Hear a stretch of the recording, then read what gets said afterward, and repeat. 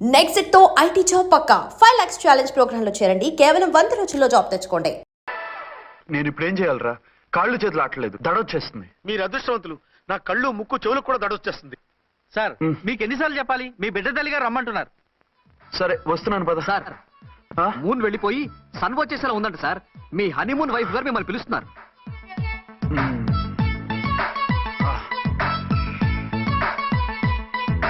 స్వామియే శరణమయ్యప్ప. ఏమిటండి ఎక్కడికి వెళ్ళారు?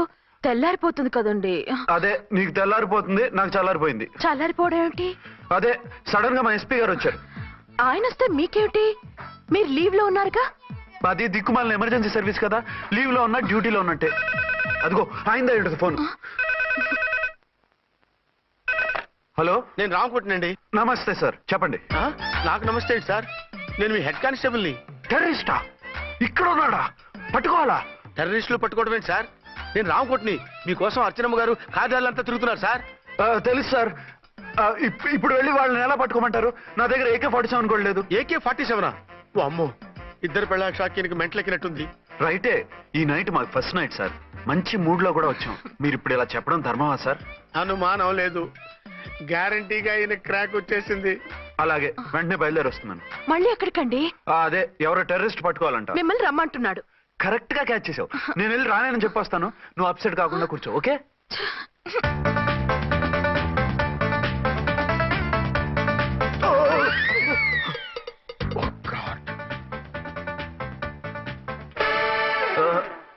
ఏంటండి ఇది?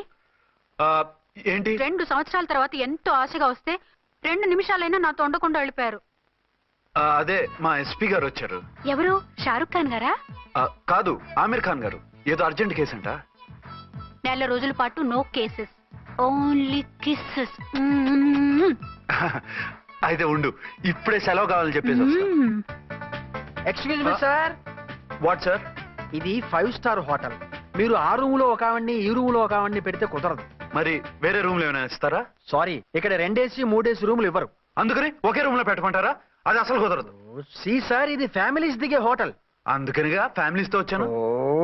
చూడండి, మీలాంటి 2 in 1 పార్టీస్ కి వేరే టైప్ హోటల్స్ ఉంటాయి, అక్కడికి వెళ్ళండి. అలాగా? అలాగే. ఆ? చి చి చి చి చి.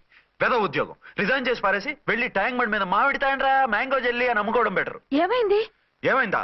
ఇవాళ ఫస్ట్ నైట్ అన్నా సరే కుదరదు. వెళ్ళి ఇప్పటికిప్పుడు ఆ టెర్రస్ ని పట్టుకోవాలంటాడు. అంటే ఫస్ట్ నైట్ లేదన్నమాట. ఫస్ట్ నైట్ ఎందుకు లేదు? బోల్డ్ నైట్లు ఉన్నాయి. ఒరే రాంకోటి, ఇలారా. సార్, మేడం గారు బ్యాగులు తీసుకో.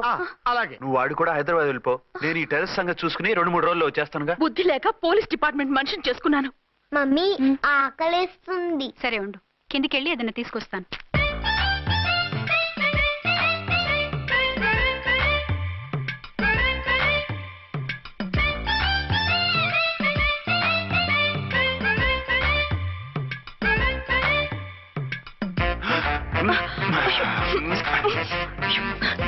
సరసాలు చాలే, వదిలేసి. Come on, yaar. Hey, hey. Hey.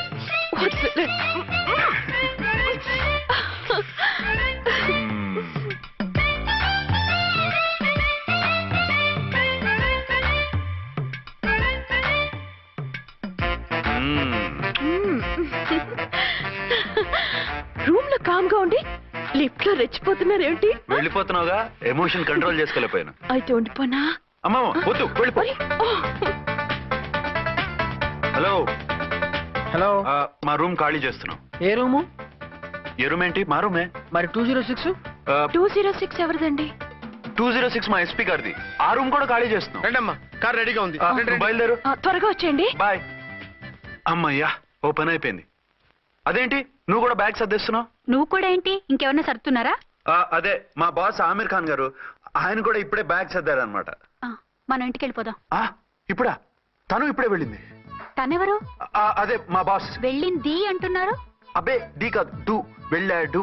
Tension లో ఏం మాట్లాడుతున్నా నాకే అర్థం కావట్లేదు. టెన్షన్ దేనికి? నువ్వు వచ్చావు కదా. నేను రావటం మీకు ఇష్టం లేదా? చచ్చా, చాలా ఇష్టం. నువ్వు వచ్చిన టైంలోనే ఆఫీసర్ రావడం ఇష్టం లేదు. సరే పదండి. ఇదిగో 2 రోజుల నుండి వెళ్దాం అర్చన. మిమ్మల్ని చూడాలనే తొందరలో అమ్మతోనూ మామయ్యతోనూ సరిగ్గా మాట్లాడకుండా వచ్చేసాను. కావాలంటే 2 రోజులు ఆగి వద్దాం. 206 చెక్అవుట్. Thank you sir. దయచేసి ఇక మీదట మా హోటల్కి ఇలా 2 AC 3 AC ఫ్యామిలీస్ని తీసుకురాకండి ప్లీజ్. ఓకే, అలాగే చేద్దాం. మీరు ఎంతగా చెప్పాలా? ఏంటంటున్నారు? ఏం లేదు, వీళ్ళ హోటల్ బిజినెస్ చాలా డల్ గా ఉంటుందంట. వచ్చినప్పుడల్లా ఇక్కడే ఉండమని రిక్వెస్ట్ చేస్తున్నాడు. నువ్వు పద. వస్తావయ్యా? వద్దొద్దు, వెళ్ళండి చాలు.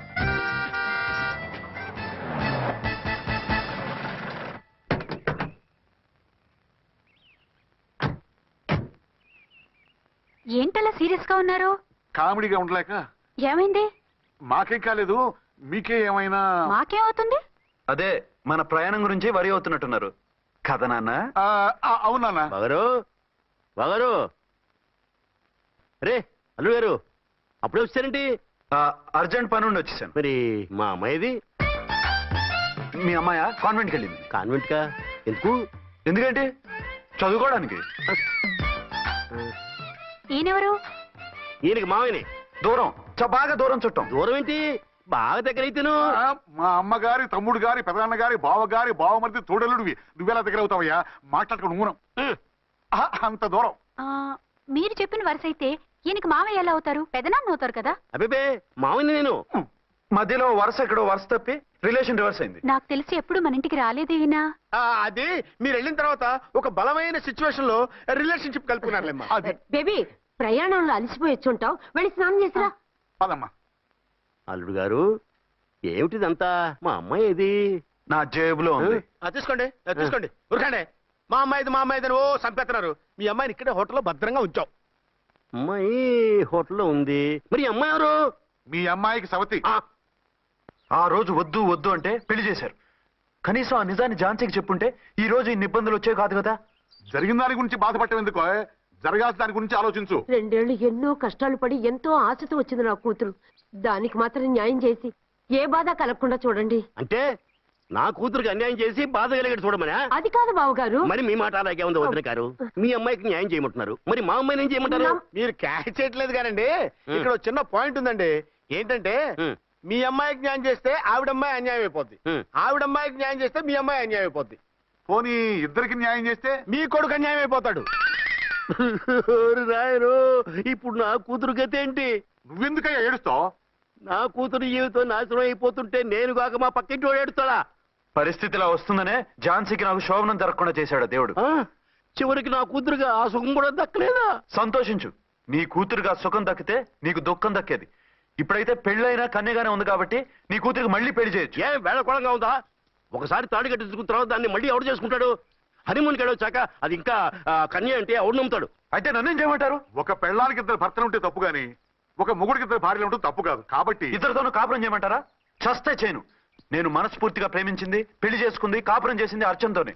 తనే నాకు భార్య. నా కూతురు నీ భార్య కదా? ఆ అర్చన రాకపోయింటే నా కూతురుతో కాపురం చేసినోడే కదా? రాకుండా ఉంటే వేరే సంగతి. వచ్చాక ఏం చేయమంటారు? నేను ఉండేది ఒక ఆడదాంతోనే, అది అర్చనతోనే. నా కూతురుతో ఉండనంటావు? Nothing doing. మధ్యలో చెప్పుదో బాగారు బాగారు, ఏమిటండి ఇది? నా కూతురు జీవితం నాశనం చేస్తారా? నా కూతురు జీవితం బుక్కి పాలు చేస్తారా? నువ్వు ఇలా ఏడ్చి మమ్మల్ని నవ్వించకు. నేను సెట్ చేస్తా కదా. ఒరే అబ్బాయి, ఇప్పుడు ఈ నిజం వాళ్ళిద్దరు ఎవరో తెలిసినా ప్రమాదమే. కాబట్టి కొన్నాళ్ల పాటు వాళ్ళని వేరే వేరే ఇళ్లలో పెట్టి మేనేజ్ చేయి. తర్వాత మెల్లిగా జరిగింది చెప్తే ఏం చేయాలో వాళ్ళే చెప్తారు. ఇది బాగుంది బాబు, అలా చెయ్యి. సరే, తర్వాత అయినా నా కూతుర్ని ఏలుకుంటాడా బాగారు? చచ్చినట్టు ఎలుకుంటాడు. ముందు ఈ ఆవేశం తగ్గించి ఇద్దరితోనూ క్లోజ్ గా మూవ్ చేయిస్తే ఆవిడ మావిడే అంటూ ఆటోమేటిక్ లైన్ లో పడిపోతాడు. అంటే ఈ రోజు నుంచి మా సిఐ గారు 2 in 1 అన్నమాట. కాదు, 1/2. ఇదే మన మన్మథ సామ్రాజ్యం. ఎలా ఉంది? బాగుంది, కానీ మనకి వేరే ఫ్లాట్ ఎందుకండి? ఒరే నాన్న, నువ్వు వెళ్ళి ఫ్లాట్ చూడు. 2 సంవత్సరాల తర్వాత మనం రొమాన్స్ రీఓపెనింగ్ చేస్తున్నాం కదా. కేకలో అవి పెడితే ముసలోళ్ళు కంగారు పడతారు. ఇక్కడైతే మనల్ని ఎవరు డిస్టర్బ్ చేయరు. అన్ని తొందర ఆలోచనలే. అన్నట్టు నేను ఇక్కడి నుంచి ఉద్యోగం చెయ్యను. ఏ? మీరు రాష్ట్రానికి సేవ చేసుకోండి, నేను మీ సేవ చేసుకుంటూ పాత బాకీలన్నీ తీర్చేసుకుంటాను. Okay okay. అమ్మయ్యా, ఒక బండిని ట్రాక్ మీద లాగేశాను. ఇక ఆవిడ సంగతి చూడాలి.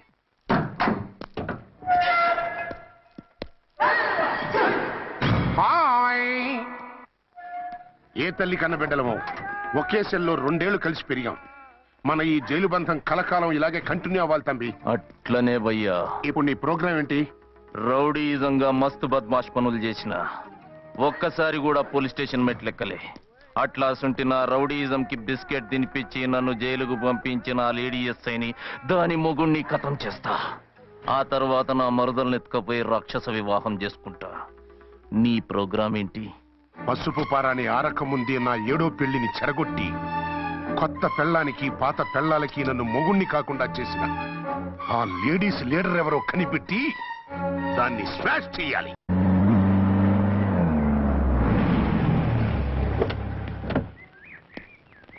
రామకోటి పెట్టండి, త్వరగా పెట్టండి. పెట్టించు, టైం అవుతోంది. ఝాన్సీ ఏంటిది? షిఫ్టింగ్. షిఫ్టింగా? ఎందుకు? మన శోభని ఎందుకు కాలేదు?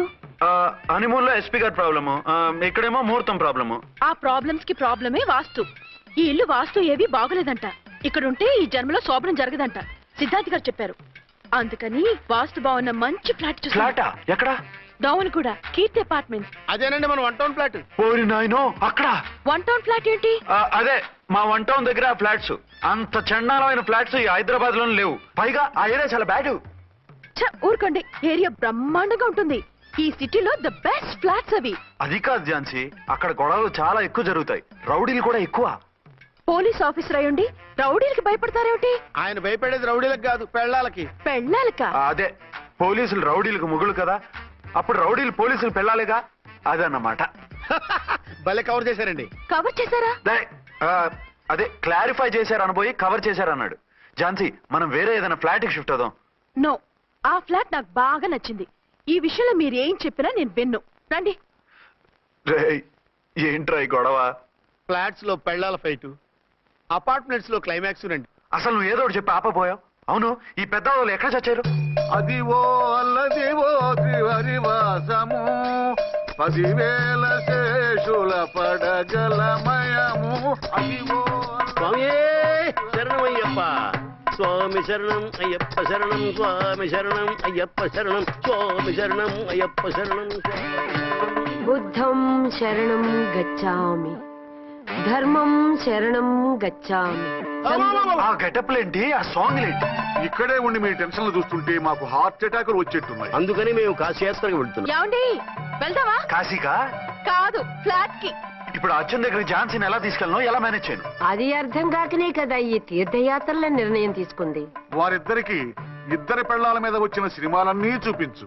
కాంప్రమైజ్ అయ్యి కాపురం చేస్తే మాకు మెసేజ్ పంపించు, తీర్థయాత్రలు ముగించుకుని వచ్చేస్తాం.